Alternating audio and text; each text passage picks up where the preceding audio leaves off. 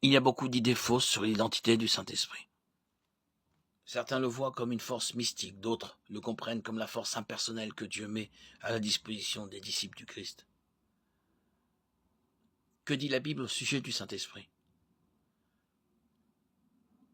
Pour résumer, elle dit que le Saint-Esprit est Dieu.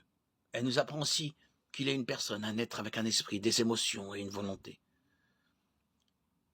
La divinité du Saint-Esprit est clairement attestée dans de nombreux passages des Écritures, notamment Actes 5, 3, 4.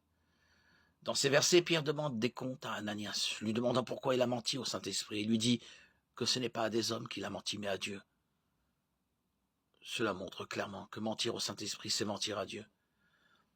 Nous pouvons aussi établir que le Saint-Esprit est Dieu parce qu'il possède les attributs divins. Son omniprésence, par exemple, est attestée dans le psaume 139, 7, 8.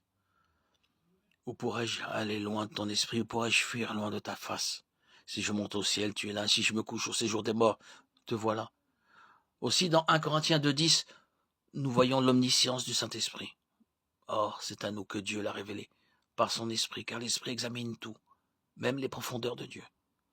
En effet, qui, parmi les hommes, connaît les pensées de l'homme, si ce n'est l'esprit de l'homme qui est en lui? De même, personne ne peut connaître les pensées de Dieu si ce n'est l'esprit de Dieu. Nous pouvons savoir que le Saint-Esprit est effectivement une personne divine parce qu'il possède un esprit, des émotions et une volonté.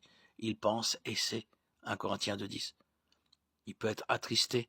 Éphésiens 4, 30. Il intercède pour nous. Romains 8, 26, 27. Il prend des décisions selon sa volonté. 1 Corinthiens 12, 7, 11. Il est Dieu. La troisième personne de la Trinité. En tant que Dieu, il peut vraiment opérer comme le consolateur et le conseiller que Jésus a promis qu'il serait. Jean 14, 16.